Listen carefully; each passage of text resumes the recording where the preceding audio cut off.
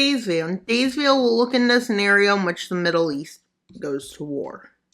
And it will start as simple as this. I'm lighting the colors up a bit. With Iran getting angry at another nation.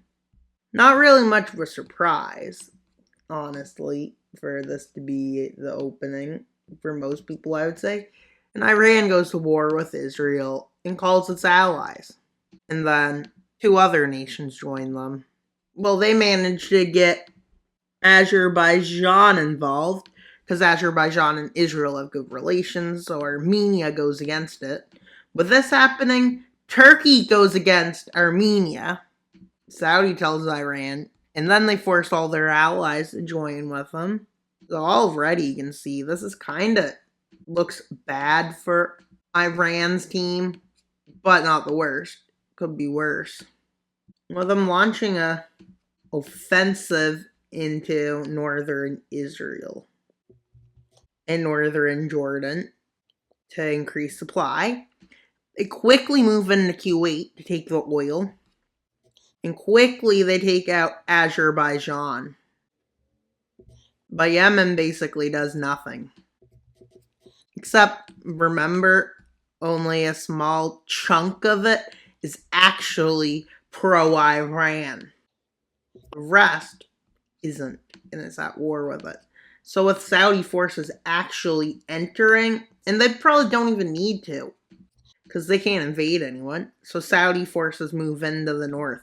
Eventually, the Yemen government manages to start making offensives and take back Houthi-controlled territory. Meaning this is only a one-front war for Saudi, two-front for Turkey, but it could become one. Syria repelling them out of northern Syria's occupation zone. And Iraq and Iran make a nice offensive, with Iraq also making an offensive here. You may think this is what the war looks like, but the rebel groups there. The rebel groups in these lands, I think they control more. But chances are to deal with this, Iran sends some forces in to Iraq. Because as you can see, Iraq doesn't even border parts of its occupation. Iranian troops are marching in. Chances are the Kurds in northern Iraq and Syria would rebel. Turkey may be a strong nation, which is going to be but we're going to pretend they're completely being, incompetent at this point or something like that. With Israel protecting invasions of itself, but it can't stop invasions outside at this point. And Saudi struggling. Especially once I think their capital is located there, Riyadh falls. And they may get to the coast where all the people live. They even take Jeddah and Mecca, I believe, at this point. But they over-advanced in this front, which allows an Israeli and Jordanian offensive, which causes the encirclement of 500,000 Iranian forces, with their eventual capitulation. Wait, I just realized something. Egypt is in this war. I didn't even color them in. With Iran managing to hold this territory much better than anybody expects. But is it good enough? No. With Syria and Lebanon about to get invaded. With Iran managing to hold land, but the lands north of Iraq that were defended by Iraq fell. With them moving into southern Syria, and Turkey moves into northern Syria. Israel takes the capital, Damascus. And at this point, whatever Iranian forces are left in Iran is what's defending Iraq.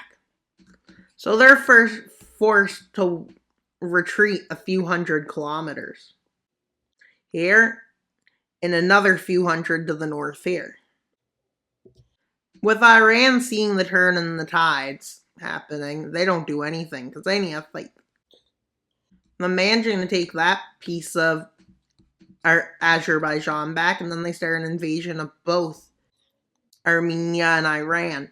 With Turkey being one of the top 5 strongest nations, the top 10 strongest nations, I mean, because it's the 8th strongest nation, they're going to take advantage of this to beat Iran. And there's probably a bunch of different protests. Like the Kurds rise up again. Probably anti-Iranian forces rise up here and over here. Baluchi forces rise up. Along with the people of Iran. Kurdish rebellions join side with this team. With Turkey not liking this. But they make an agreement. And they basically ban all Kurdish rebellious behavior in their country. And, well, a lot of them they try to send out of their country. Pretty evil, right? With Iran capitulating in on itself. Let's see the peace treaty. Actually, ruin the Middle East, make it even worse than what the Europeans did. Sorry. Just sorry. Iran loses a lot, overthrown by the people. Yeah, I don't even want to talk about this. Kurdistan exists, but Turkey took lands from Kurdistan, and yeah, Iraq exists. But we didn't even make it better. We just gave some lands to Saudi, some lands to Kurdistan. There's still Kurdish people living in the There's not Kurds living in the Kurdish state. And Kuwait took all of Iraq's coast and took all of Iran's oil. Israel annexed something and something else and another something. And already I know I've ruined the Middle East with that. So, I think it's good to say this Middle East is not stable that I made. Thanks for watching today's video. Please like, subscribe, and comment. Wild Mapper out, but not until you subscribe. Bye, guys! Have a wonderful